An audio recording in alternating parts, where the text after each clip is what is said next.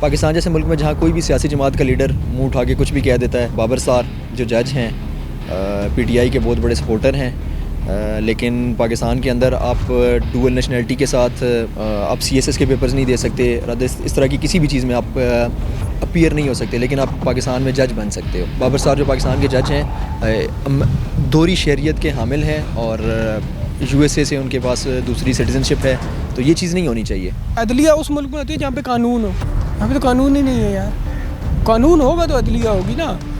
कानून छोटे के लिए है, इशारा तोड़ोगे आप पे चालान हो जाएगा। जस्टिस साहब खुद पूछते हैं न्यूज़ कॉन्फ्रेंस में कि अदलिया को कहाँ रैंक करते हैं, कोई याद नहीं खड़ा करता, ज़ीरो मार्क। वहाँ पे जजेस भी बैठे हैं, वकील भी बैठे हैं, मेरे जैसे बंदे भी बैठे हैं, तो यहाँ पे कानून ही नहीं है, तो अदलिया किसने? अदलिया को आइन के मुताबिक काम करना चाहिए बस। कितने मुल्क हैं? तकरीबन 200 जितने भी 150 आई थिंक 156 या 7, उसमें कितने नंबर पे है? 154 नंबर पे है। फेवरेटिज़म से आप ये भी कर सकते हैं कि अदलिया अपने कोई भी केसेस के हिसाब से भी फेवरेटिज़म करती है, तो ये होना नहीं चाहिए। इससे उनके सारे जो फैसले हैं उस पर असरअंदाज करती है। ड्यूअल नेशनलिटी अगर वो रखते हैं तो फिर वो जज ही कैसे? जस्टिस होगा तो फेवरेटिज़म तो ऑटोमेटिकली ख़त्म हो जाएगी। फेवरेटिज़म नहीं होना चाहिए, मेरिट पे होनी चाहिए सारी चीज़ें, सारे फैसले मेरिट पे हों, अकॉर्डिंग टू बुक्स हों, मतलब लॉ के मुताबिक हों, जस्टिस के मुताबिक हों। किसी गरीब के लिए और कानून है, अमीर के लिए वो है, वो ड्राइव कहाँ से हो रहा है ये चीज़ देखनी है। अगर तो उसकी एफिलिएशन अमेरिका के साथ है, कनाडा के साथ है और वहाँ से ड्राइव हो रहा है, तो फिर तो जाहिर सी बात है